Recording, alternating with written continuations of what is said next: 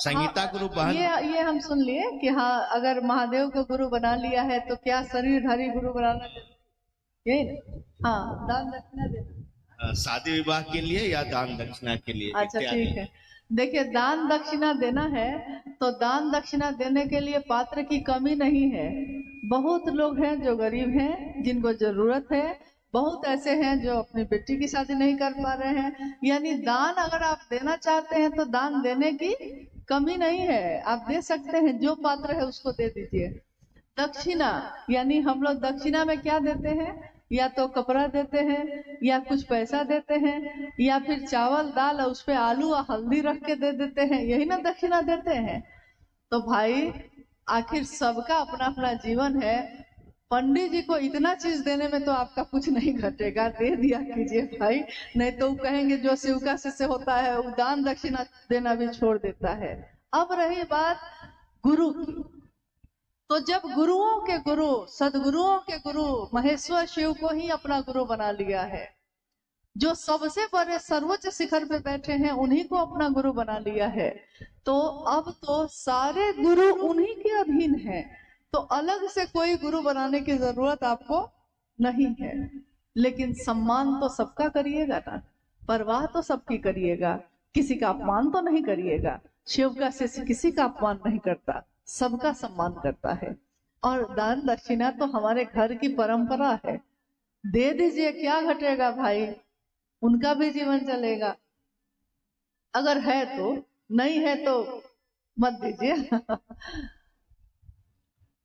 अगली जिज्ञासा है, शिव की चर्चा और यज्ञ में होने वाला प्रवचन में क्या अंतर है? शिव की चर्चा और यज्ञ या हवन जो होता है उसमें क्या अंतर है? प्राचीन समय में जब यह दुनिया बनी थी, कोई कर्मकांड नहीं था, न तो ये यज्ञ थे, न तो ये हवन था, न तो कोई पूजा पद्धति थी। इंसान जो रहता था जंगल में, पहाड़ों में, उसने ईश्वर को महसूस किया, समझा कि कोई है जो मुझको चलाता है, कोई है जो ये मौसम बदलता है, कोई है जो बारिश कराता है, कोई है जो तूफान लाता है, और कोई है जो इन सभी चीजों से हमारी रक्षा करता है। तो उसके समझ में जो आया, उसने उस समय कभी पेड़ की पूजा की। आपने देखा होगा हमारे घर द्वार में अभी भी प्रकृति की पूजा होती है। हम पीपल के पेड़ की पूजा करते हैं, हम बरगद की पूजा करते हैं, नहीं तुलसी की पूजा करते हैं, यानी पेड़ पौधों की पूजा हम करते हैं। जल की पूजा करते हैं, नदी को माँ कहते हैं, क्योंकि नदी बचेगी तभी तो हमारा जीवन चलेगा, प्यास बुझेगी। नदी को, भारत एक ऐसा देश है जिसमें नदी को माँ कहा जाता है। और अग्नि की पूजा होती है, हवा और आकाश की पूजा होती है, मिट्टी की पूजा होती है, हर चीज की पूजा प्रकृति की होती है। अब बताइए, एक प्रकृति की पूजा करने में कौन सा यज्ञ, कौन सा हवन? कुछ भी नहीं। यहाँ तो दिल से आपने जो दिया है वही स्वीकार हो गया। तो प्राचीन समय में ऐसा ही था। लेकिन जब वेद आए, 4 वेद हैं हमारे भारत में, वेदों में फिर कर्म कांड आया और हवन और यज्ञ भी आया। हवन और यज्ञ भी हमारे आपके जीवन को ऊर्ध्वमुखी करते हैं, ऐसा नहीं कि नहीं करते, लेकिन कुछ दूरी तक ही करते हैं। गीत, भजन, श्लोक, मंत्रों का जप, ये भी हमारे जीवन को परिमार्जित करता है, लेकिन कुछ दूरी तक ही करता है। पूरी तरह उस शिव से एकमेक होने की जो विधा है, उसमें जिसकी बात आप लगातार करते हैं, जिसके बारे में हमारा मन मनन करता है, लगातार मेरे मन में जो चलता है पल प्रतिपल, वो मेरे मन में अस्थाई होता है। जितनी देर हवन में बैठे हैं उतनी देर तो ईश्वर पे ध्यान चला गया, लेकिन जब उठे, हवन से उठे, बस ध्यान भी उठ गया। तो ये गलत नहीं है, एक दूरी तक ये सही है। लेकिन शिव की चर्चा इससे बिल्कुल ही अलग बात है। शिव की चर्चा पूजा पद्धति का ही हाईटेक रूप कहा गया। है वो भी पूजा, ये भी शिव की पूजा है जो अभी घटित हो रही है, जिसमें हम सब बैठे हैं। पूजा में क्या होता है? पूजा में उस ईश्वर का ध्यान करते हैं हम, जिसकी पूजा करने हम बैठे हैं। अभी हम लोग किसके ध्यान में हैं? हम सारे लोग किसके ध्यान में हैं? क्या ध्यान में नहीं है? इतना ध्यान में है कि बोल भी नहीं रहे हैं। किसके ध्यान में है हम? महादेव के। किसकी बात करते हैं हम? महादेव की। किसकी बात सोचते हैं हम? महादेव की। तो हमारा मन भी सुनता है महादेव, बोलता है महादेव, कहता है महादेव, सब कुछ महादेव ही तो है। कहते हैं अध्यात्म का आकाश और क्षिति शिव है, साधुता की पराकाष्ठा है शिव। अगर कोई साधु है तो उसकी पराकाष्ठा है शिव। और हम सब तो उन्हीं की बात करते हैं।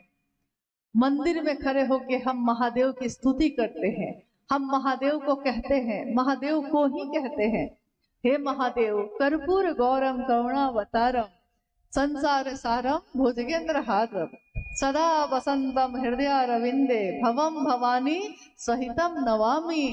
तुम महादेव क्या हो? कर्पूर की तरह गौर हो। तुम माँ भवानी के साथ मेरे हृदय में बस जाओ। हम महादेव की मूर्ति के पास खड़े होके यही तो कहते हैं। और आज हम क्या कर रहे हैं? हम इस पूरी दुनिया में घूम घूम के वही बात तो कह रहे हैं, महादेव मेरे हो जाए, महादेव का मैं हो जाऊं। आप भी वही काम कर रहे हैं। ये पूजा तो आज तक हुई ही नहीं जिसमें भाव ही भाव है, कर्म कांड कुछ भी नहीं, लेकिन भाव की कमी भी नहीं है। और महादेव तो भाव सत्ता है, वहां भाव ग्रहण होते हैं। हमारे जल दूध या धतूरा ग्रहण नहीं होता। जिस भाव से आपने चढ़ाया है ग्रहण वहां सिर्फ भाव होता है। और यहाँ शिव की चर्चा में भी शिष्य का भाव ही ग्रहण कर रहे हैं महादेव। तो शिव चर्चा शिव की पूजा ही है, हाईटेक रूप है उसका। जिस तरह हाथ के पंखे से हम आज कूलर और एसी पे चले आए, हाथ का पंखा भी तो हवा ही देता है, पेडेस्टल फैन या छत पे लगा हुआ पंखा भी तो हवा ही देता है, और कूलर लग गया तो वो भी हवा ही देता है, एसी लग गया वो भी हवा ही देता है। लेकिन हाथ के पंखे में ठंडक थोड़ी कम थी, मेहनत ज्यादा थी नहीं, और एसी में ठंडक ज्यादा है और मेहनत जरा भी नहीं है। भले उसमें पैसा आपको लग गया है, लेकिन स्थिति के अनुसार, परिस्थिति के अनुसार जीवन में हमने हाईटेक पद्धति अपनाई है। जीवन को जीने के लिए हर चीज में अपनाई है। पहले भोजन हम लकड़ी पे बनाते थे, आज गैस के चूल्हा पे बनाते हैं। बहुत जगह पे लोगों ने तो बिजली से चलने वाला चूल्हा भी अब लगा लिया है। नहीं, बहुत जगह हम लोग पानी तो हमेशा चापाकल से पीते थे, कुआं से पीते थे, तालाब से, नदी से पीते थे। अब पानी का बोतल भी खरीद के पी लेते हैं। हाईटेक पद्धति हर चीज में अपनाई हमने, हर चीज में उन्नति की है। लेकिन पूजा पाठ के क्षेत्र में हमने हमेशा सोचा कि कहीं गलत ना हो जाए। कहीं डर लगता था कि कुछ गलत हो गया पूजा में तो पता नहीं कोई सजा हो जाएगी, पाप हो जाएगा। लेकिन साहब ने ये बताया, ये समझाया कि जो अपना होता है वो अपनों से नहीं डरता। बाघ का बच्चा बाघ से नहीं डरता। महादेव की संतान महादेव से डरती नहीं है, महादेव को प्यार करती है, डरती थोड़ी ही है। एक बच्चा अपने पिता से डरता नहीं है। कभी कभी तो देखिएगा कि वो बच्चा अपने पिता की गोद में चढ़ गया है, कीचड़ लगा दिया है पूरा, नहीं, कभी कभी गीला कर दिया है, पूरा कपड़ा फाड़ दिया है खींच के उसने, तब भी पिता प्रेम से उसको बोलता है छोड़ो, प्रेम से, डांटता नहीं, मारता नहीं। एक माँ को वो रातों में सोते हुए जगाता ही रहता है, जगाता ही रहता है। कहाँ माँ उसको डांटती है, उल्टा उसको गोद में लेकर घुमाती रहती है। तो जो अपना होता है वो इसकी परवाह नहीं करता कि कर्म कांड क्या है। कर्म कांड नहीं, यहाँ तो दिल से दिल के मिलने की बात है। महादेव मेरे हैं तो मुझको जो आता है, अपनों के लिए हम लोग अपना जो आता है उसी के द्वारा करते हैं। जैसे आपने देखा होगा कि आपके हमारे घर में भोजन बनता है, जैसा भोजन आपको आता है बनाने आप अपने परिवार के लिए वैसा ही तो बनाती हैं। हर आदमी को सुंदर भोजन बनाने नहीं आता, बहुत लोगों को आता है, बहुत लोगों को नहीं आता है। जैसे हमको भी बहुत अच्छा खाना बनाने नहीं आता, कोई आदमी सर्वगुण संपन्न नहीं होता, लेकिन जो सुंदर खाना बनाती हैं हम उन लोगों का बहुत सम्मान करते हैं। हम बोलते हैं कि ये सबसे भारी काम है जो आप करते हैं, क्योंकि सुबह से रात तक आपको सोचना पड़ता है, यही सोचते रहते हैं आप क्या बनाएं क्या खिलाएं। बहुत भारी काम है, ये मामूली काम नहीं है। जो काम प्रतिदिन होता है वो मामूली काम नहीं होता है। लेकिन जैसा आपको आता है अपनों के लिए आप वैसा ही बनाते हैं, जैसा आपको आता है अपने बच्चे को बैठाते हैं पढ़ाने वैसा ही पढ़ाते हैं। साहब ने इतना ही कहा, महादेव आपका है, उस महादेव को जैसा आपको आता है वैसे ही दया मांगिए, वैसे ही प्रणाम करिए, और जितना भर बोल पाइए, जितना भर सुन पाइए, महादेव की चर्चा में जाइए भी और करिए भी और सुनिए भी, उतना भर जितना आपका सामर्थ्य है। यही आपकी अपनी निधि है। अपनों के लिए जो आपको जैसा आता है आप वैसा ही करते हैं। महादेव से डरने की जरूरत नहीं, वो तो भोला भी है और एकमात्र एक ऐसी सत्ता है जिसको पूरी दुनिया ने बाबा कह के पुकारा है। बाबा से अपना कौन होता है, वही बाबा गुरु भी है। तो उनको जैसा आपको आता है वैसा ही भाव अर्पित करने की कोशिश करिए, वैसे ही काम करने की कोशिश करिए। रविंदर भाई मोहली से जानना चाहते हैं कि अपने गुरु के प्रति कृतज्ञता व्यक्त करने के लिए क्या तीनों सूत्र सहायक हैं? अपने गुरु के प्रति कृतज्ञता व्यक्त करने के लिए क्या तीनों सूत्र सहायक हैं? कृतज्ञता मतलब एहसान मानना।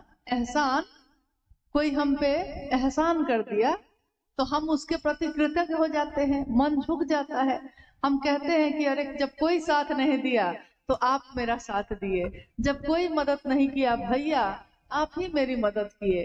कहते हैं ना हम लोग कभी कभी, कोई दुख हो गया, कोई पीड़ा हो गई, कोई बीमार हो गया, बहुत लोग फोन उठाना बंद कर दिए, कोई मेरा फोन नहीं उठा रहा है कि कहीं हमसे मांग न ले कुछ, और उस समय कोई ऐसा व्यक्ति आके आपकी मदद कर देता है जिससे आपको उम्मीद भी नहीं थी, तो जीवन भर आप उसके उस एहसान को जो एक दिन उसने किया है आप पे, जीवन भर उसके बारे में आप इसी तरह बात करते हैं।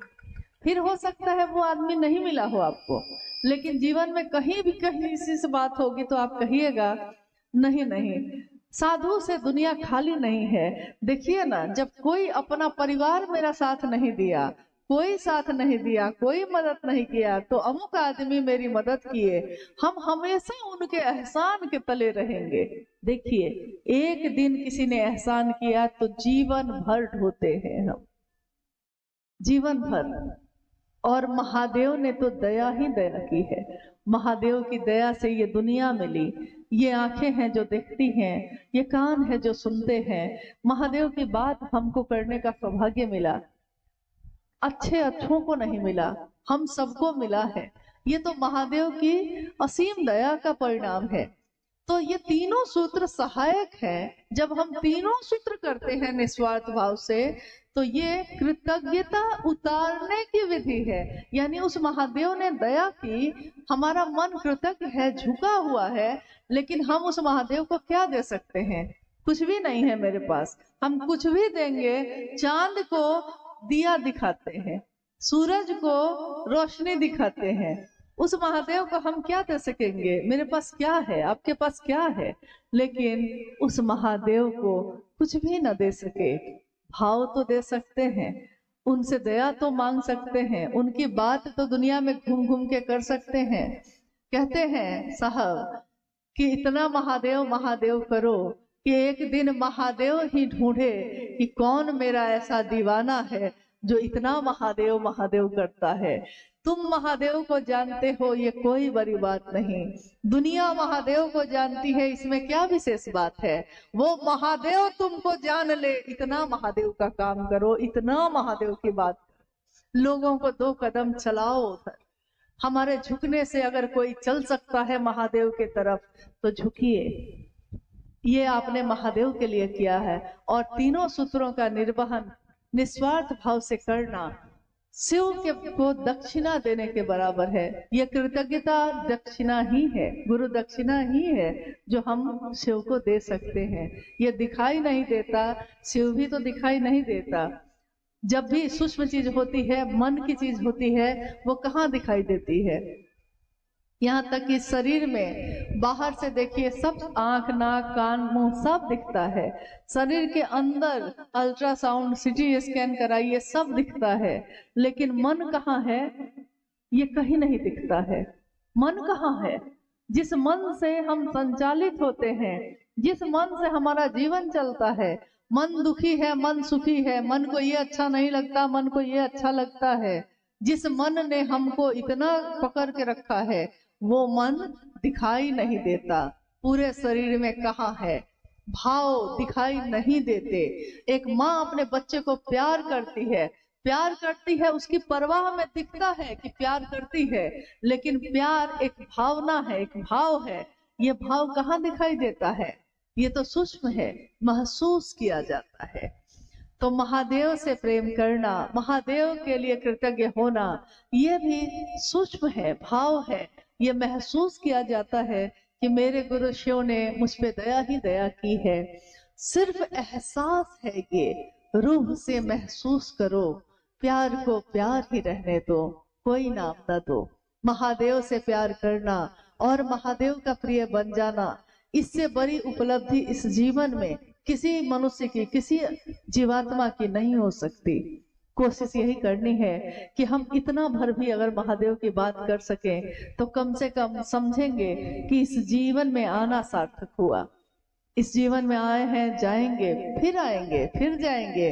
महादेव के लोग तो आते रहेंगे और जाते रहेंगे।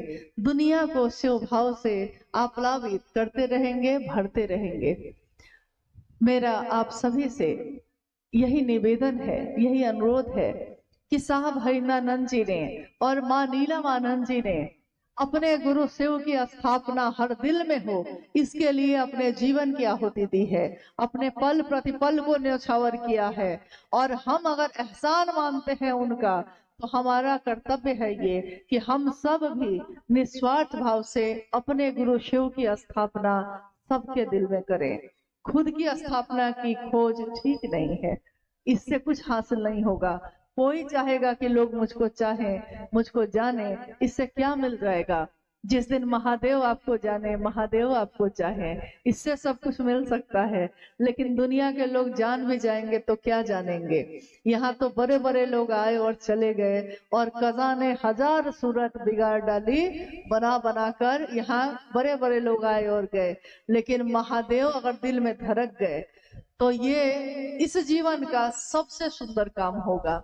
आप सबसे भी यही अनुरोध है, अपने साहब दीदी को याद करिए, अपने गुरु महादेव के लिए जितना भर हम सबसे हो सके करने की कोशिश करें। आप सभी के चरणों में मेरा प्रणाम। मेरे गुरु महेश्वर शिव को मेरा प्रणाम है।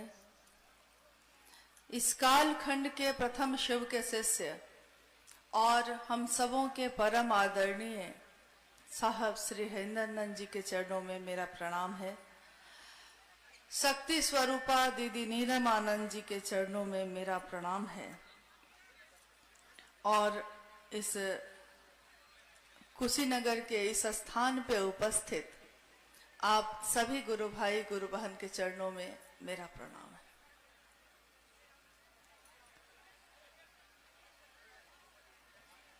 आज हम सबों का परम सौभाग्य है कि अपने गुरु शिव की बात के लिए आपसे मिलना हो पाया, और जीवन में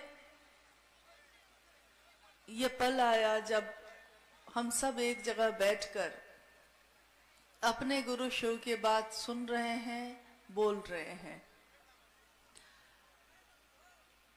जब हम अपने जीवन में कुछ ऐसा काम करते हैं जिससे हमारा मन आह्लादित हो जाता है, यानी आनंद से भर जाता है, सुख से भर जाता है। तो हम उस सुख के लिए उत्सव मनाते हैं। इसीलिए आपने देखा होगा कि जब हम एक सामूहिक कोई कार्यक्रम करते हैं तो उसको हम नाम देते हैं शिव गुरु महोत्सव। महोत्सव का अर्थ होता है महा उत्सव, एक ऐसा उत्सव जो हम सब मिलकर एक जगह बैठकर मनाते हैं और ये भी जानते हैं कि अभी गुरु का आदेश, गुरु का काम बहुत बाकी है, पूरा नहीं हुआ है, बहुत बाकी है, लेकिन एक सामूहिक उत्सव मनाकर हम आगे की तैयारी करते हैं। आज इस जगह पे हम सब उपस्थित हैं। सुबह से ही आप में से काफी लोग यहाँ पहुंच गए और आज बिल्कुल सुबह में मौसम ऐसा था कि लगता था कि कितनी तेज बारिश आएगी। हम सब चिंतित थे, इसलिए कि गुरु भाई गुरु बहन अगर आएंगे और आएंगे और बारिश हो गई तो क्या होगा, कैसे बैठेंगे, कैसे रहेंगे। और अंत में चिंता छोड़कर हम लोगों ने अपनी इस सारी सोच को अपने गुरु महादेव के दया के आश्रय में छोड़ दिया।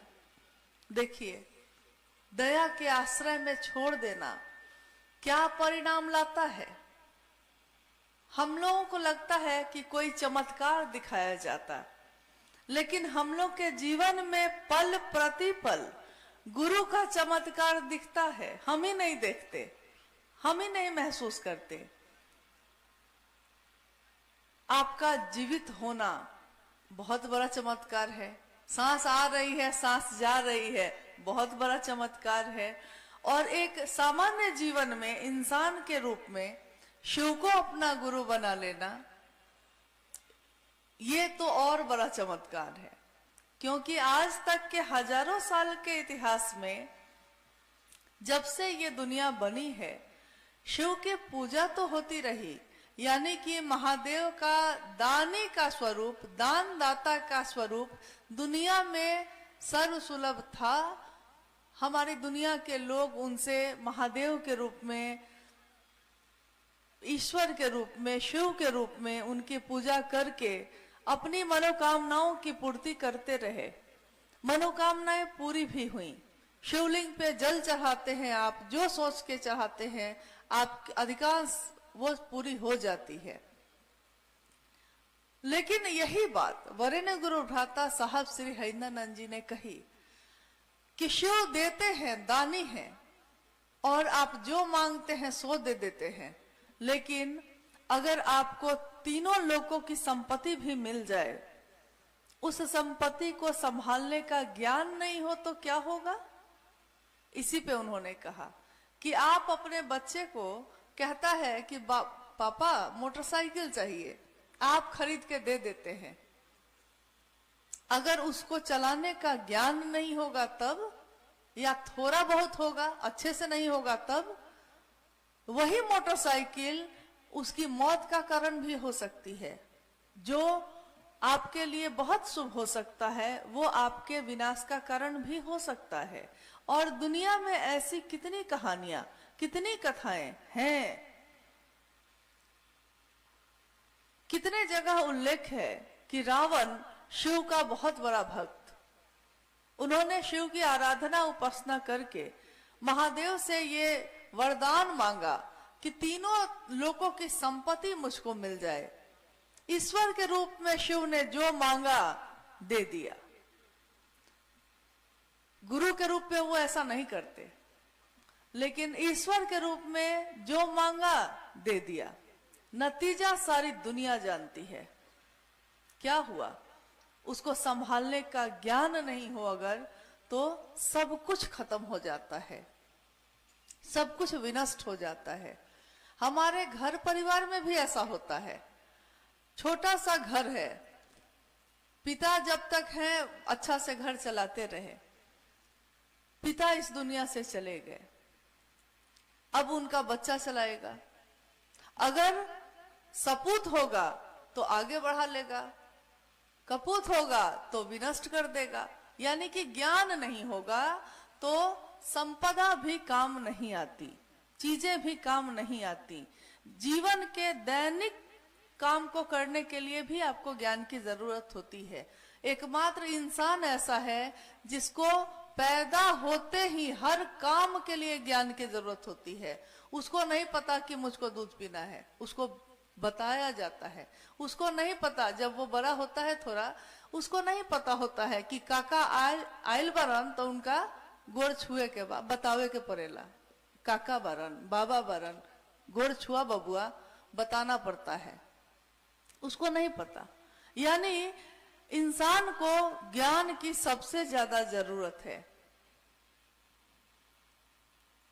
यही बात जब साहब ने, आपने अभी सुना ही है, 1974 में साहब ने हताश और निराश मन से शिव को अपना गुरु बनाया, महादेव को अपना गुरु बनाया। वो कहते हैं कि मेरा मन हर तरफ से निराश हो गया, टूट गया। जब सारे सहारे टूट जाते हैं, जब सारे सहारे छूट जाते हैं, तब हम ईश्वर की शरण में जाते हैं, तब हम महादेव की शरण में जाते हैं। जैसे आप धरती पे रहते हैं, हम आप रहते हैं, जब भी कुछ ऐसा होगा ज्योतिषी जी, पंडित जी से सारा विधि विधान करा लीजिएगा। जब कुछ नहीं होगा तो अंत में वो कहेगा कि अब तो महामृत्युंजय ही आपको कराना पड़ेगा। जीवन और मृत्यु से रक्षा अगर कोई कर सकता है तो शिव कर सकता है। यही बात वरेण्य गुरु भ्राता साहब श्री हरिनानंद जी ने कही कि जब आप जानते हैं कि एक दिन उन्हीं की शरण में जाना होगा आपको, क्यों नहीं ये काम पहले ही कर लेते हैं? नहीं, जब सब जगह से ठुकरा ठुकरा के वहां जाना ही है तो क्यों नहीं पहले ही वहां समर्पण कर देते? और वो महादेव तो आपसे हमसे कुछ लेता भी नहीं है। अभी थोड़ी देर पहले मैं सुन रही थी, दीक्षा और गुरु दक्षिणा पे बात हो रही थी। दीक्षा, संसार में जो शरीर में गुरु होते हैं, अगर आप गुरुमुख होने जाइए तो वो आपके कान में कोई मंत्र देंगे और कहेंगे कि बबुआ ये मंत्र किसी को नहीं बताना है। होता है ना ऐसा? कहीं भी शरीरधारी गुरु के पास जाइए तो कोई मंत्र देते हैं, लेकिन इसके साथ ये कह देते हैं कि ये बात किसी को नहीं बताना, ये तुम्हारे लिए सिर्फ है। फिर सदगुरु होते हैं उससे ऊपर, वो अपनी दया से आपको ईश्वर की तरफ लेकर जा सकते हैं, लेकिन उनकी भी कुछ पसंद नापसंद होती है। वो भी कहते हैं कि ब्रह्मचारी बन के आओ, या जाति पाति का भेद, या फिर शाकाहारी मांसाहारी का भेद, ये देखते हैं। लेकिन जगत गुरु शिव का एक रूप जो जगत गुरु का है, तो जगत गुरु के रूप में वो महादेव ये नहीं कह सकता कि जगत के एक आदमी को अपना शिष्य बनाएंगे और दूसरे को नहीं बनाएंगे। साहब ने कहा कि मात्र आपका ये विचार, मात्र आपकी ये सोच कि शिव मेरे गुरु हैं, आपको शिव की तरफ बढ़ाना शुरू कर देता है। दीक्षा यानी कि आपको शिव की तरफ ले जाने की एक प्रक्रिया। और जब आप महादेव की तरफ चलेंगे तो दुनिया का ये दस्तूर है कि जब आपको कोई कुछ देता है तो हम भी उसको कुछ देना चाहते हैं। ये संसार में भी होता है। जैसे हमारे लिए कोई उपहार ले आए तो कुछ दिन के बाद हमको लगता है कि वो हमको दिया था, हमको भी उसको कुछ देना चाहिए। और अगर वो गुरु हो, गुरु के रूप में उन्होंने ईश्वर का रास्ता दिखाया है आपको, तब आपके मन में होता है कि गुरु जो आदेश करेंगे हम उसके लिए तैयार हैं। और गुरु का आदेश क्या है? 3 सूत्रों में एक सूत्र ऐसा है जिसके लिए कहा गया कि गुरु आदेशित कर्म है। ये कर्म है, मतलब कि ये काम करना है, ये गुरु का आदेश है। क्या? जो आपने सुना है अभी कि आवाज आई, अभी राजेश जी कह रहे थे कि आवाज आई कि तुम जो करते हो वही दूसरे को करने को कहो। तब साहब को लगा कि मैं तो दूसरे को शिव का शिष्य बनने के लिए कहता हूं। और उन्होंने तत्क्षण लोगों से ये कहना शुरू किया कि जैसे मैंने तुमसे अपनी बात कही है, तुम भी दूसरे से यही बात कहना। और उनके जीवन में जितनी घटनाएं हुई थी, उन घटनाओं के आधार पे उन्होंने ये समझा, बोध हुआ उनको, अनुभूति हुई उनको कि गुरु की दया के बिना कुछ भी नहीं हो सकता। इसीलिए उन्होंने कहा कि पहला सूत्र जिसमें आप कहते हैं, हे शिव आप मेरे गुरु हैं, मैं आपका शिष्य हूं, ये पहला सूत्र आपके मन में शिव के लिए आवेश पैदा करता है, अपनेपन का आवेश, अपना, मेरा। और अगर किसी के बारे में आप सोच लेते हैं कि वो मेरा है, उसके बाद आप उनके लिए उनकी चर्चा करते हैं, उसके बाद आप उनको प्रणाम करते हैं, तो उसमें आपके भाव शामिल होते हैं, सिर्फ विचार नहीं। सिर्फ ये विचार कि आप मेरे मित्र हैं एक दिन भाव में बदलता है, और भाव जब होता है तब हम एक दूसरे की परवाह शुरू करते हैं। तब हम ये सोचेंगे कि महादेव की बात नहीं हो रही है, महादेव को प्रणाम नहीं हो रहा है, तो हम इस बात को करना शुरू करते हैं। ये तीनों सूत्र आपने गौर किया है या नहीं? जैसे हम अपने जीवन में बहुत काम करते हैं लेकिन बिना सोचे करते हैं, मशीन की तरह। एक बार साहब ने कहा कि अगर एक टेप रिकॉर्डर में गीत बजा दीजिए और वो गीत बहुत रुदन वाला हो, बहुत मार्मिक हो, मतलब कि दुख वाला हो, तो उस गाना को सुन के आपकी आंखों से आंसू आएंगे या नहीं? तो लोगों ने कहा हाँ आएंगे। होता नहीं है, कभी कोई ऐसा गाना सुन लिया तो आंख से आंसू आने लगते हैं, कोई ऐसा गाना सुन लिया तो मन आपका उदास था खुश हो जाता है, कोई ऐसा गीत गाते हैं तो ईश्वर की याद आ जाती है, मतलब उसका असर आप पे होता है। साहब ने कहा कि गीत का असर आप पे होता है इसलिए क्योंकि आपके अंदर संवेदना है, दिल है आपका, महसूस करता है। लेकिन क्या यही आंसू मशीन की आंखों में भी आते हैं क्या? नहीं आते, क्योंकि वो मशीन है, उस मशीन में वो बस बज रहा है। यही बात उन्होंने कही कि अपने जीवन को, अपने मन को मशीन मत बना दीजिए, एक ऐसी मशीन जिसमें संवेदना नहीं है, जिसमें भाव नहीं है। उस पे कुछ भी बजता रहेगा लेकिन आपके दिल पे उसका असर नहीं होगा।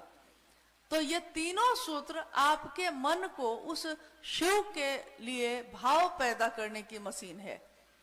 पहला सूत्र भी मन पे ही करते हैं। क्या कहते हैं? मन ही मन अपने गुरु शिव से कहिए, मन ही मन। दूसरे सूत्र में अगर मन आपका महादेव के घेरे में नहीं होगा तो आप महादेव की चर्चा कर सकिएगा? नहीं कर सकिएगा। सुनने वाला का मन इधर उधर हो सकता है, लेकिन अगर बोलने वाले का मन इधर उधर हो गया तो वो महादेव की बात नहीं कर सकेगा। यानी दूसरे सूत्र में भी आपका मन शिव पे टिका होना चाहिए। तीसरे सूत्र में भी साहब ने कहा कि अपने गुरु शिव को मन ही मन प्रणाम करो। उन्होंने कहा कि मन की गति सबसे तेज होती है। अभी हम लोग सबको यहाँ बैठे हैं, अभी हमने सोचा है कि लखनऊ पहुंच गए, सोचे और पहुंचे, हुआ कि नहीं ऐसा? लेकिन शरीर से जाने में आपको समय लगेगा। आपने सोचा कि घर, सोचा और घर पहुंचे, घर जाने में आपको शरीर से समय लगेगा। यानी उसी मन में साहब ने यही कहा, मन वही है लेकिन अब वो मन की मशीन ऐसी मशीन है जैसे हमारे गांव देहात में होता है ना, गाय और भैंस को खिलाने के लिए हम लोग जो चारा काटते हैं मशीन पे, तो उस मशीन में जो डालिएगा वो मशीन वही काटने लगती है। पुआल डालिए तो पुआल काटता है, घास डालिए घास काटता है, किसी किसी का हाथ चला जाता है तो हाथ भी काट देता है। ऐसा भी हुआ है कभी कभी, मतलब जो चला गया उसको काटेगा वो। मन की मशीन भी वैसी ही मशीन है। उस मन की अदृश्य मशीन जो दिखाई नहीं देती, लेकिन उस पे ये विचार सिर्फ अगर चढ़ा दिया जाए कि शिव मेरे हैं, मैं उनका हूं, तो ये विचार उस पे अपने आप चलने लगता है और आपके मन के जो संसार और जगत में फैला है उसको उधर से काटते काटते ईश्वर की तरफ ले जाने लगता है। और एक दिन ऐसा होता है कि आपके अंदर बार बार जिस चीज के लिए आपका मन सोचता है, आपका मन उसी चीज से भर जाता है। आप देखिएगा हमारे परिवार समाज में कुछ लोग ऐसे भी होते हैं, उनसे जब मिलिए किसी ना किसी की शिकायत करेंगे, तो एक दिन क्या हो जाता है, उनके चेहरे पे भी इसका असर पड़ जाता है। आप कहिएगा उसका चेहरा ही बताता है कि वो क्या सोचता है। कोई ऐसा भी होता है कि जब आएगा आपको आशीर्वाद देता रहेगा, जब आएगा तो उसका चेहरे का भाव भी वैसा हो जाता है। यानी जिस चीज के लिए आप बार बार बोलते हैं, एक दिन आपका मन वैसा ही हो जाता है। यही बात साहब ने कही कि संकीर्ण बात करने वाले का मन संकीर्णता से भर जाता है, विराट की बात करने वाले का मन विराट, यानी बहुत लोगों को देखिएगा कि सिर्फ अपना भला नहीं सोचेगा, समाज और परिवार का, गांव का, शहर का भी भला सोचता है। जैसे ठंडा आएगा तो कुछ लोग अपने मन से ही कंबल उम्बल लेके जाके गरीब उरीब में बांट आएंगे अपने मन से, मतलब कि उसको नींद नहीं आती कि हम कंबल ओढ़े हुए हैं, चारों आदमी को तो, 4 आदमी को भी तो हम जाके दे सकते हैं, तो वो दे आता है। यानी थोड़ा सा विराट हुआ वो। और शिव की बात करने वाले का मन शिव से भर जाता है। तो अगर आपके मन में, उसी मन में शिव हो जाए, शिव भर जाए, तो आपका जीवन कैसा होगा?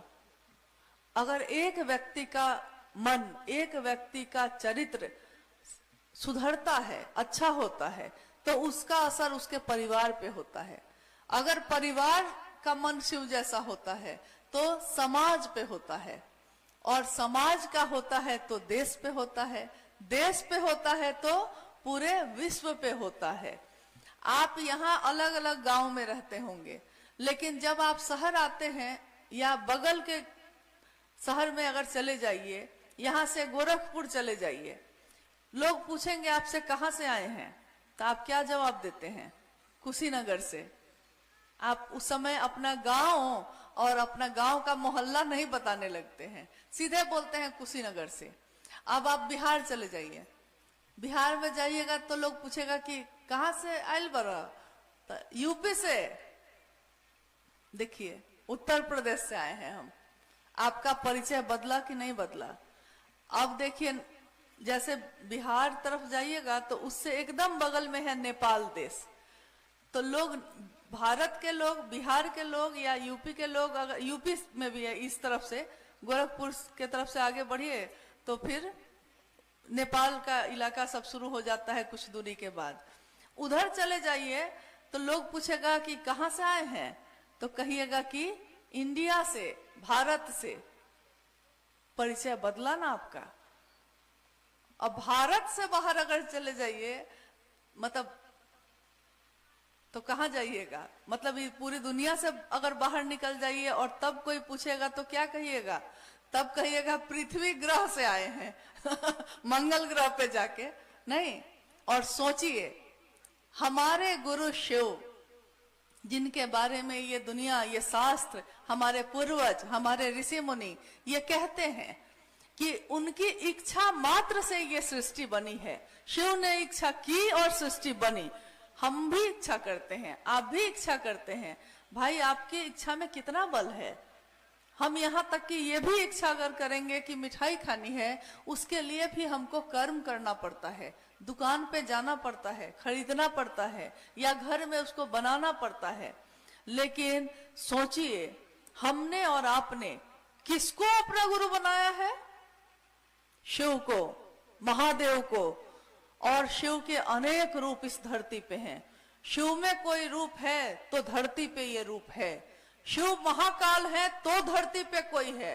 शिव महाकपालिक है तो कपालेश्वर के रूप में उनकी पूजा होती है और कपालिक लोग का एक पंथ चलता है। शिव महायोगी, आदि योगी हैं, तब योग इस धरती पे योगी लोग आते हैं और योग की प्रथा शुरू होती है। शिव जगत गुरु है, तब धरती पे कोई गुरु है, कोई सदगुरु है, कोई गुरु है। अगर वो नहीं होता तब, अगर उसने इच्छा नहीं की होती तब, तो एक इच्छा हमारे गुरु शुम्भ ने भी की, और इसके साथ साथ उन्होंने इस धरती पे रहने के लिए बहुत लोगों की रचना की। बहुत लोग, पेड़ पौधे, फूल पत्ती, पशु पक्षी और इंसान, हर रचना को देख लीजिए, सबसे सुंदर रचना उसमें कौन है? इंसान, मानव। क्यों है? क्योंकि एकमात्र इंसान में ही ये संभावना है, वो एक ऐसा बिया है जिसमें ये संभावना है कि इस बिये से एक दिन बहुत बड़ा बरगद का पेड़ हो सकता है। इस बिये को अगर लगा दिया जाए धरती में तो ये मामूली सा बिया, ये दिखने में जो मामूली लगता है ना, अभी उठा के आप हाथ से मसल दीजिएगा उसको तो मसल दिया जाएगा वो, लेकिन अगर उसको धरती पे लगा दिया आपने तो वो धरती का सीना फाड़ के निकलता है, और एक दिन ऐसा हो जाता है कि आप उसकी जड़ को हिला नहीं सकते हैं। तो इंसान में ये संभावना होती है कि वो शिव हो सकता है। हमारे वर्ण गुरुभ्राता साहब हरिंदरानंद जी और दीदी नीलमानंद जी ने शिव और शक्ति को हमने नहीं देखा है, आंखों से नहीं देखा, महसूस करते हैं, लेकिन धरती पे जो उनके लोग आए, जिनको हम साहब और दीदी कहते हैं, जो शिव के लोग आए, धरती पे शिव को स्थापित करने हर दिल में आए, उनको जब हम लोगों ने देखा तो हमें लगा कि ऐसा ही प्रेम, ऐसी ही बात उस महादेव और भगवती में भी होती होगी। देख के हम लोग समझते हैं ना, क्यों? क्योंकि कोई गुरु होगा तो उसका शिष्य भी उसके जैसा होगा। कहा भी गया है कि शिष्य से गुरु को पहचाना जाता है। जैसे कोई संत हो अगर, तो उसकी ऊंचाई आप नहीं नाप सकते, कितना बड़ा संत है, कितना बड़ा योगी है, लेकिन अगर कोई गुरु है तो आप उसकी ऊंचाई नाप सकते हैं। कैसे? उसके शिष्यों को देखकर। हम अपने बच्चा को भेजते हैं पढ़ने के लिए, अगर बच्चा पास कर गया, फर्स्ट कर गया, तो हम क्या कहते हैं कि बच्चा मेहनत किया था। हम कहते हैं कि जानते हैं उस स्कूल का मास्टर बहुत बढ़िया है, मास्टर बहुत बढ़िया है, उसने इस एकदम बेवकूफ बच्चे को भी ऐसा पढ़ाया कि फर्स्ट कर गया। अगर बच्चा फेल कर जाए तब कहते हैं कि मास्टर ही अच्छा नहीं मिला। देखिए, एक दिन रांची में साहब ने, कुछ लोग जब उनसे मिलने आए तो उनसे पूछा कि एक बात बताइए, आप अपने शहर में जब कहीं जाते हैं, आप लोग मंडली टोली बना के जाते होंगे महादेव का काम बढ़ाने के लिए। तो लोगों ने कहा जी। साहब ने कहा कि आप लोगों को देखकर वहां के लोग क्या कहते हैं? तो लोगों ने बड़ा खुश होके कहा, जी कहते हैं शिव चर्चा वाले आए हैं। साहब ने कहा क्या? आपको देख के ये कहते हैं शिव चर्चा वाले आए हैं?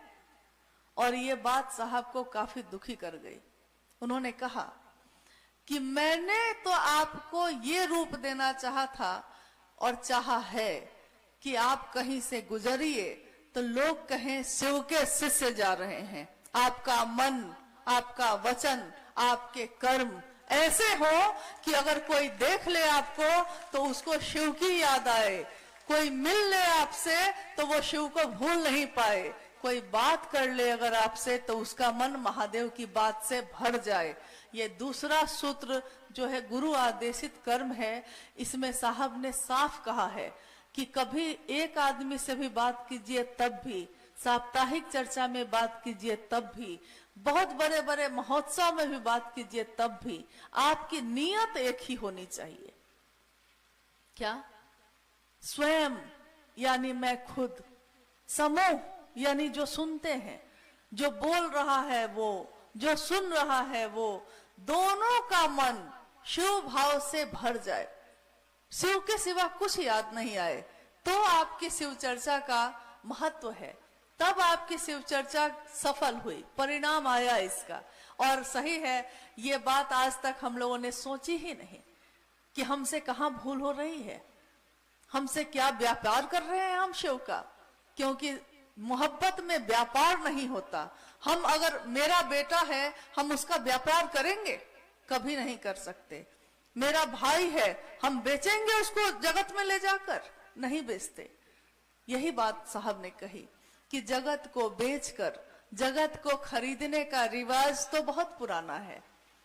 धान देकर राशन ले आना, गेहूं बेच के पैसा मिला तो घर का सामान खरीद लेना, जगत को बेचकर जगत को खरीदना, यह रिवाज तो बहुत पुराना है। इसमें कोई दिक्कत नहीं है। इसमें आपको झूठ भी बोलना पड़ सकता है, थोड़ी बेईमानी भी करनी पड़ सकती है। महादेव की नजर में इन बातों का कोई मोल नहीं है। ऐसे ही वो महादेव थोड़े ही है, लेकिन शिव के लिए नहीं करिए ऐसा। महादेव के नाम पे मत करिए, क्योंकि आज तक धरती पे महादेव के नाम पे लोगों ने महादेव को बेचा है। क्या शिव के शिष्य भी ऐसा ही करेंगे? अपने गुरु का नाम बेचेंगे? आज हम लोग को इस बात को जरूर सोचने की जरूरत है। जिस काम को करते करते हमारे साहब दीदी अपने जीवन की आहुति, अपने प्राण, अपने तन को देकर चले गए हैं, उनकी ऊर्जा आपके अंदर, मेरे अंदर, सबके अंदर आज चल रही है। हम उनकी बात को दोहराते हैं तभी कोई आपकी बात को सुनता है। उन साहब दीदी का स्मरण मत भूलिए। वो चाहते तो क्या वो जो चाह लेते उनको उपलब्ध नहीं होता? करोड़ों लोग उनकी बात पे खड़े होने वाले हैं। करोड़ों लोग ऐसे हैं जो साहब एक बार जो कह देंगे सब करते। लेकिन उन्होंने कहा, मैंने अपने लिए अपने शिव को नहीं बेचा, मैंने शिव के लिए शिव की बात की, मैंने शिव को चाहा और अपने गुरु को ऐसा चाहा कि दुनिया आज देखती है। आप भजन में गाते हैं, आप गीत में गाते हैं, ये दुनिया किसकी है? हरिंदर की दुनिया। हाय रे ये दुनिया, हरिंदर की दुनिया। एक हरिंदर निहाल सारी दुनिया। एक शिव के शिष्य ने करोड़ों दिए जला दिए हैं। साहब ने आपसे हमसे बस इतना ही चाहा कि शिव शिष्य चाहिए उनको। उन्होंने सबसे यही कहा, आप मिठाई क्यों लाते हैं, आप मेरे लिए कपड़े क्यों लाते हैं, मुझको अगर दे सकते हैं तो एक शिव का शिष्य दीजिए और मुझको कुछ नहीं चाहिए। सोचिए, जिस साहब दीदी ने ऐसी चाहत रखी, हम जिसकी संगत लेते हैं हमारा मन भी उसके जैसा हो जाता है। हमने उनकी कैसी संगत ली जो हमारा मन ये नहीं सोच रहा, हमारा मन ये नहीं चाह रहा। एक गुरुजी की गुरुकुल की परंपरा पहले बहुत चलती थी, आश्रम था। एक दिन गुरु को लोगों ने कहा कि आप बूढ़े हो गए गुरुजी, और अब आपको किसी को आगे करना चाहिए ताकि बाद में भी कोई संभालता रहे। तो गुरु ने कहा कि इस योग्य कोई दिख नहीं रहा है, किसको चुनो? तो उन्होंने अपने शिष्यों की परीक्षा ली। परीक्षा लेते लेते लेते लेते उसमें पास करते करते दो विद्यार्थी बचे, 2 शिष्य उनके बच गए। अब उसमें वो निर्णय नहीं कर पा रहे थे कि अब ये दोनों में से किसको चुने। दोनों बराबर था। तो उन्होंने एक युक्ति सोची, एक उपाय सोचा। उन्होंने दोनों शिष्यों को बुलाया और कहा कि मैं कुछ दिनों के लिए जा रहा हूं बाहर, और जब मैं वापस आऊंगा तो एक अपनी अमानत मैं देके जाता हूं, ये जो मैं दूंगा तुमको, ये मुझको वापस लौटने पे लौटा देना। और उन्होंने गेहूं की 2 थैली तैयार की, गेहूं के दाने की। दोनों शिष्यों को एक एक थैली दे दी और गुरु चले गए। एक शिष्य ने सोचा कि गुरु की दी हुई चीज है, बहुत कीमती चीज है, बेशकीमती होती है। गुरु अगर मिट्टी भी उठा के दे दें तो उसके सामने हीरा जवाहरात भी फेल है। तो गुरु ने दिया है तो अपने सीने से लगा लिया, गया अपना अलमारी में एकदम बढ़िया से सुरक्षित करके बंद कर दिया। दूसरे शिष्य ने सोचा कि गुरुजी पता नहीं कब आएंगे, क्या करें इस गेहूं के दाने का। तो उसने क्या किया कि आश्रम के पीछे जमीन थी बहुत सारी, तो उसको जो समझ में आया, देखिए ये स्वविवेक, ये अंतः प्रेरणा भी गुरु ही जगाते हैं। स्वविवेक, उसने सोचा कि क्या करें। तो आश्रम के पीछे जो जमीन थी, जाकर उसको पूरा कुराई किया, क्यारी बनाया और जितने भी दाने थे गेहूं के उसमें लगा दिया।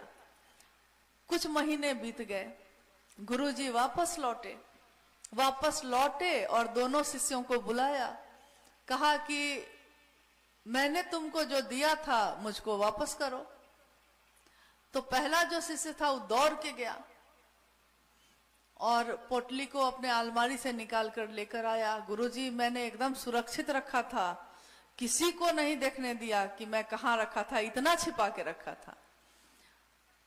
गुरु ने दूसरे शिष्य को बुलाया कि तुम भी वापस करो। अब जो दूसरा शिष्य आया वो बेचारा एकदम घबरा गया। तो अंत में उसको समझ में नहीं आया तो गुरुजी को हाथ पकड़ के आश्रम के पीछे ले गया। गुरुजी आइए न, थोड़ा इधर लेके गया। तो बोला कि मुझसे तो बहुत भूल हो गई, मुझको लगा कि आप पता नहीं कब आएंगे तो कहीं खराब ना हो जाए, तो मैंने खेतों में लगा दिया है। गुरु ने देखा कि पूरे खेत में गेहूं की बालियां लहलहा रही है। अब आप बताइए गुरु ने किसको चुना? हाँ, दूसरे को। हाँ, क्यों? क्योंकि गुरु ने जो दिया है ना वो संसार में बांटने के लिए दिया है। अपने पास रखिएगा। पहले से जो लेके आया उसने जब पोटली खोली तो सारे दाने सड़ गए थे, सड़ गए। पानी को अगर गड्ढा में एक जगह छोड़ दीजिए, कुछ दिन बाद देखिएगा वो सड़ गया। लेकिन कभी नदी और झरना के पानी को देखा है कि सड़ गया? नहीं सड़ता वो। तो गुरु की इस दाने को यही साहब ने कहा, छींटो छींटो, जितना छींट सकते हो छींटो। सबको यही कहते थे। हो सकता है आप में से भी कुछ लोगों ने सुना होगा कि शिव की दया जो उतरी है उसको बांटो बांटो और जितना बांट सकते हो बांटो, क्योंकि शिष्य वही है जो अपने गुरु का नाम इस दुनिया में रोशन करके जाएगा। ये नहीं कि अपने पास रख के सरा देगा। तो हमको आपको छींटना है। आइए, हम लोग को जिज्ञासा है तो उस पर भी बात करें। मौसम, हम लोगों ने अपने गुरु शिव से जो दया की याचना की थी उसमें 3 बजे तक का समय मांगा था। अब देखिए क्या होता है।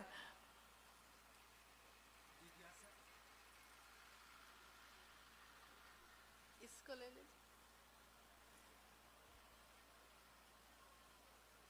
साउंड।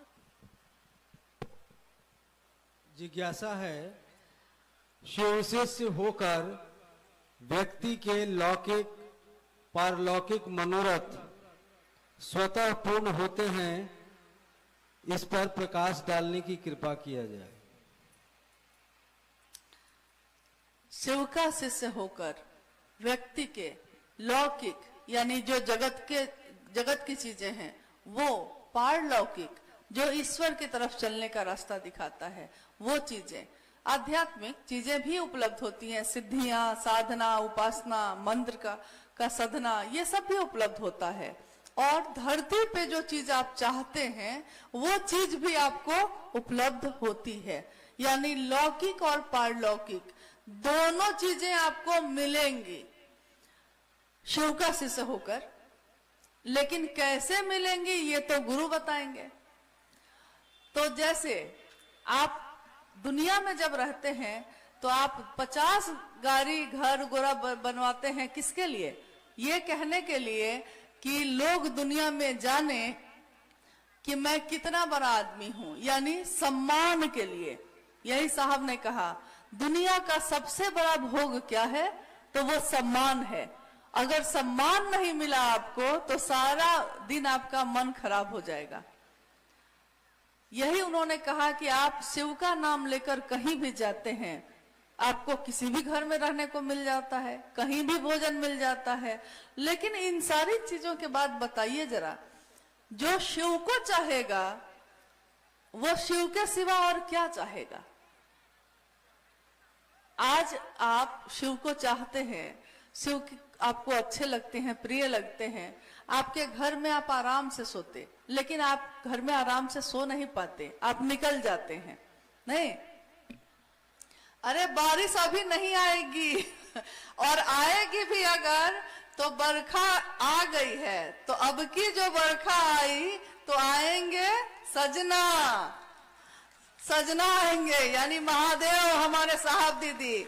और इतनी छोटी, अभी तो बरसी भी नहीं है, लेकिन इतनी छोटी छोटी बात पे हलचल है। सोचिए, जरा सी चली मलय की झोंक, थोड़ी सी हवा तेज होती है और जो नाव चलाता है ना नाविक, उसकी नाव डगमग डगमग होने लगती है। जरा सी चली मलय की झोंक तेरी डगमग डोली नाव, लेकिन ये कहता है आकाश अभी तो बहुत रातें बाकी हैं, जीवन में अभी बहुत झंझावात बाकी है। लेकिन हमारे गुरु महादेव, जिनका एक रूप महाकाल का है, काल को भी जिससे भय लगता है, अपने शिष्यों का मिजाज, अपने शिष्यों का मन ऐसा बनाते हैं, ऐसा बनाते हैं कि लाख झंझावात आते हैं, लाख तूफान आते हैं, लाख बाधाएं और परेशानियां आती हैं, लेकिन वो कहता है कौन सी बड़ी बात है, ये भी गुजर जाएगा। ये मिजाज आपके गुरु शिव ने बनाया है और किसी ने नहीं। लेकिन उस शिव को याद रखिएगा, वो ग्रंथों में थे, वो किताबों में थे, हमारे दिल में नहीं थे। दुनिया में शिव के और भी शिष्य आए, मंदिरों में शिव की स्थापना हुई, शिव की स्थापना मानव के मन में नहीं हो सकी। तो आज इस कालखंड में हम कहते हैं, इस कालखंड के प्रथम शिव शिष्य साहब हरिंदरानंद जी और दीदी नीलमानंद, यानी कि इस काल में जो आए शिव के शिष्य। दुनिया ने इतिहास में पहले ये कहा कि कलयुग एक ऐसा युग होगा जिसमें महेश्वर और चंडी की पूजा होगी। लेकिन वो युग कैसा होगा?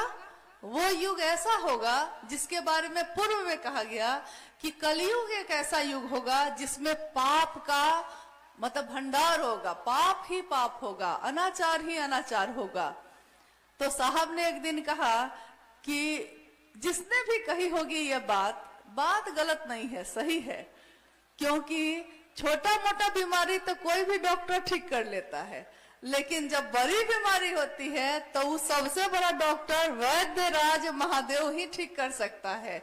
तो हम नमन करते हैं इस कलयुग को जिसमें हमने अपने जन्म लिया है, हमारे गुरु शिव हुए हैं। ये मानव तन शिव को पाकर अपने सर्वोत्तम पक्ष को उजागर कर रहा है। आप जहां भी जाएं, क्या करें, समाप्त करें, क्या समाप्त किया जाए ताकि आप लोग अब सुरक्षित अपने घर को लौट जाएं? ठीक है, चलिए एक जिज्ञासा हम लोग और कर लेते हैं। लोग भगवान को सदियों से पूजते आ रहे हैं, आज गुरु की बात हो रही है, भगवान और गुरु में क्या अंतर है? कृपया समझाने का प्रयास किया जाए। हाँ, जिज्ञासा है कि भगवान और गुरु में क्या अंतर है। अभी थोड़ी देर पहले हम लोगों ने कहा है इस पे कि भगवान के रूप में वो जो आप मांगते हैं आपको दे देता है। दानी है ना, बहुत बड़ा भोला है, भंडारी। लेकिन गुरु के रूप में वो वही देगा जो आपके लिए अच्छा होगा। वो हर चीज आपको नहीं देता, मास्टर हर चीज आपको नहीं छोड़ देगा करने के लिए। तो यही अंतर है, गुरु के रूप में वो विवेकपूर्ण आपको दान देगा, ईश्वर के रूप में कुछ भी देते हैं। एक एहसास जो दिल करता है, जो दिमाग करता है, थोड़ा सा भी हम अगर करते हैं तो उसमें हम पाते हैं कि भगवान शिव की शिष्यता का अप्रतिम स्वरूप जो धरती पे उतरा है।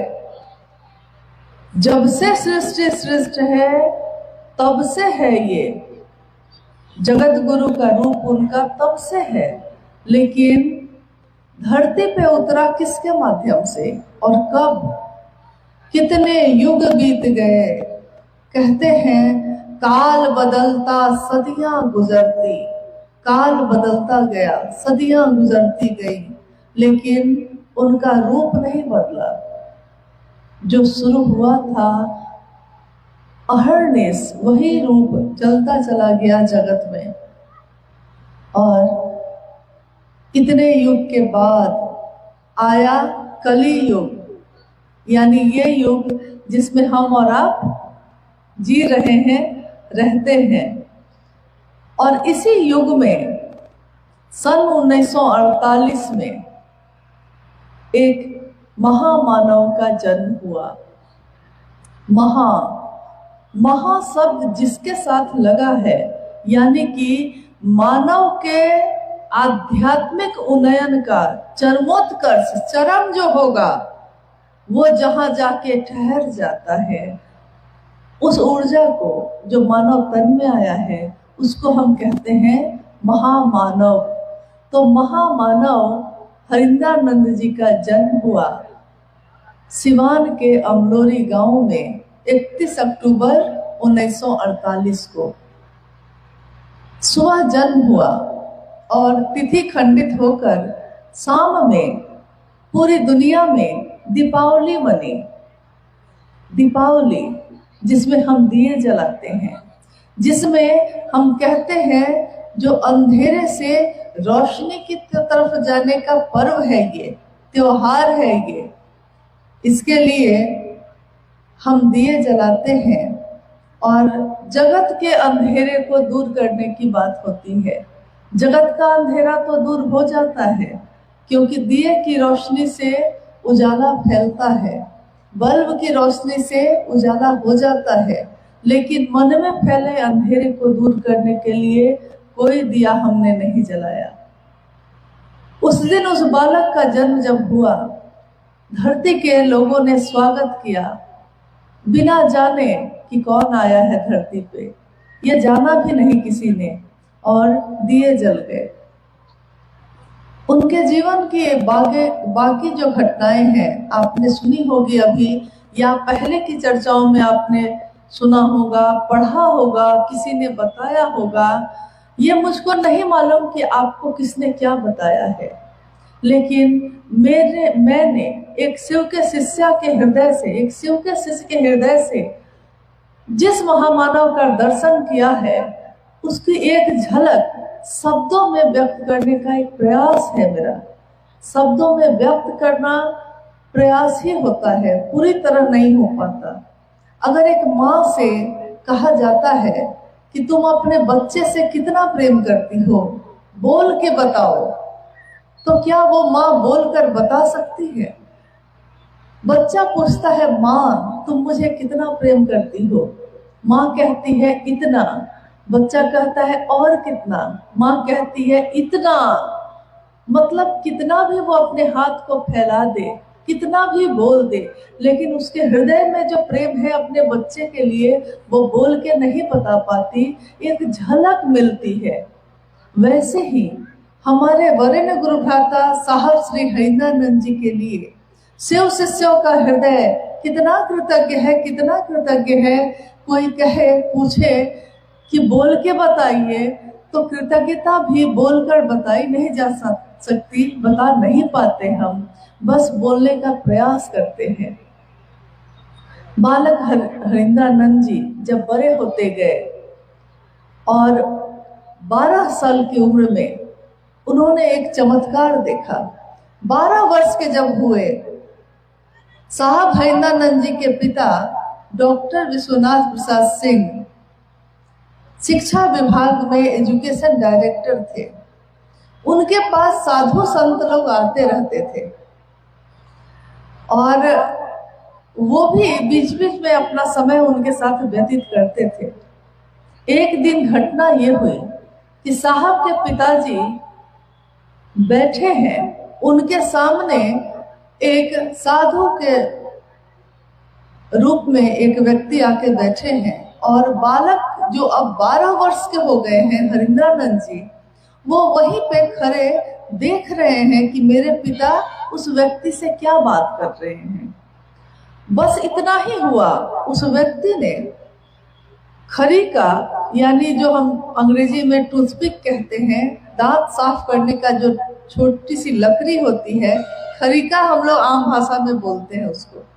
खरीका जो उसके हाथ में था उसने जमीन पे पटका, वही जो जमीन थी वो उस पे पटक दिया, और जमीन पे पटकते ही वो लकड़ी का छोटा सा टुकड़ा वो खरीका सांप में बदल गया।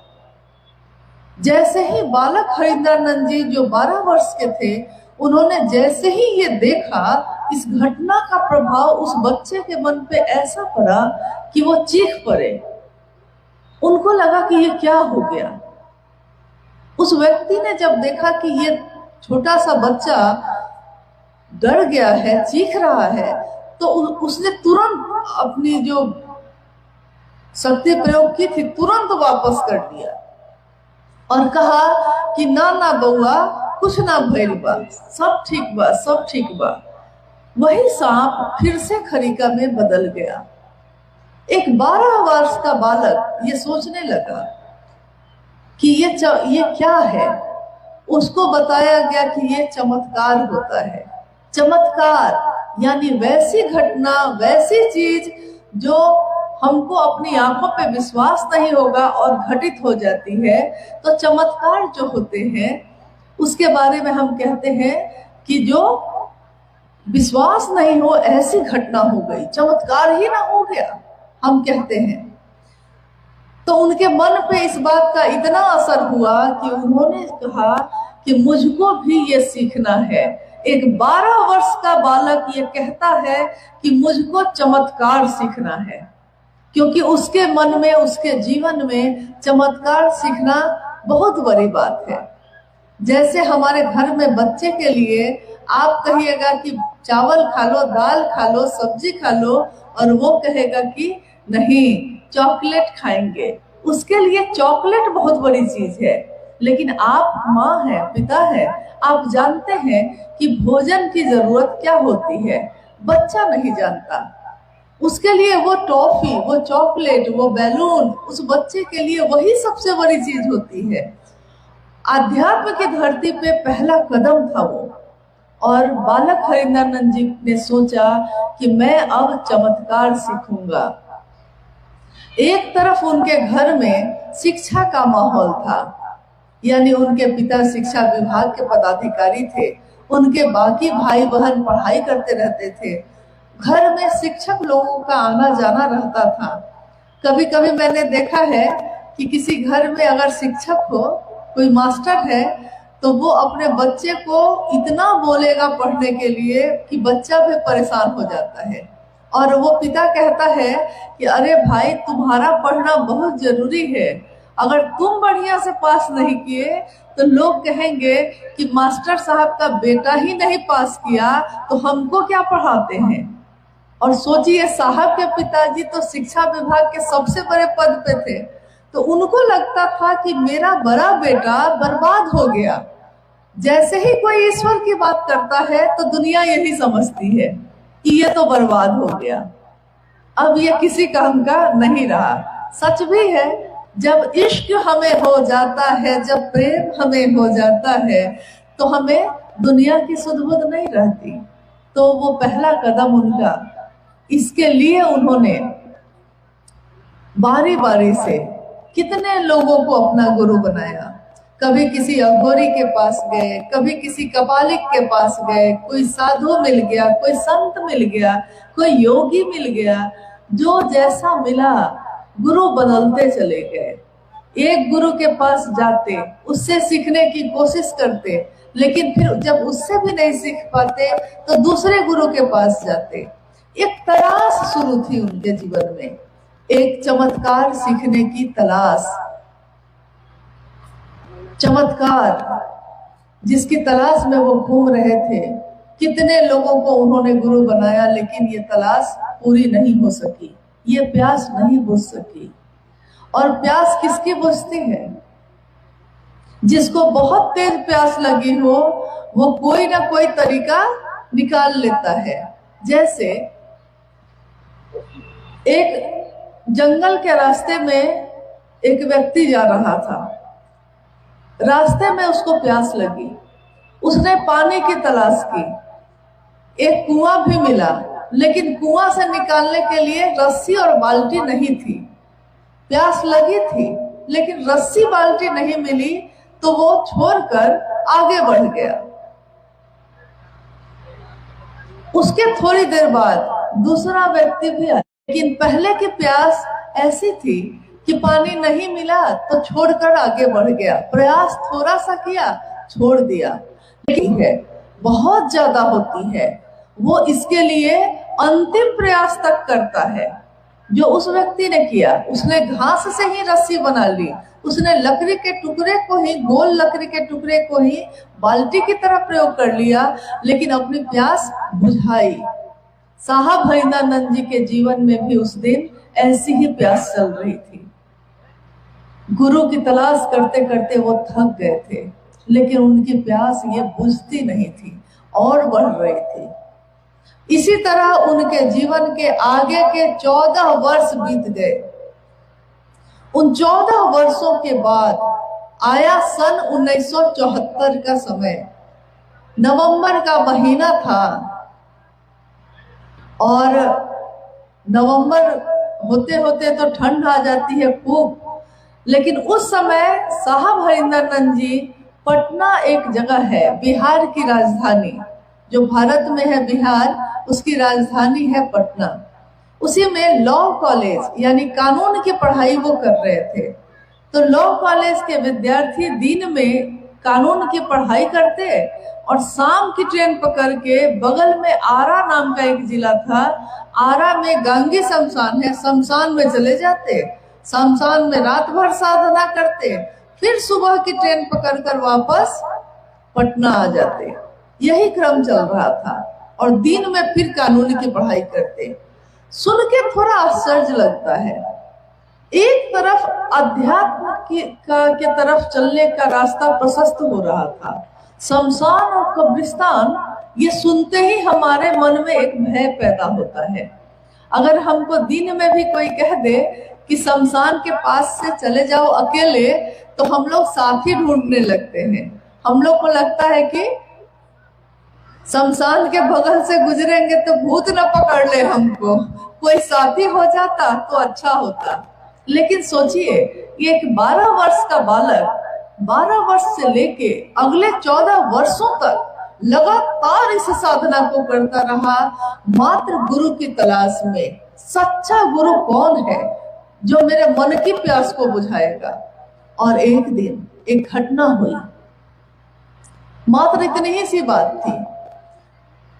ये घटना ऐसा नहीं कि रोज सबके जीवन में घटती है, लेकिन कोई कोई उसका साक्षात्कार कर पाता है, कोई कोई उसको जान पाता है। उस दिन नवंबर के अंधेरी रात में, ठंड का मौसम था, अंधेरी रात में शमशान में बैठे हुए साहब हरिंदरानंद जी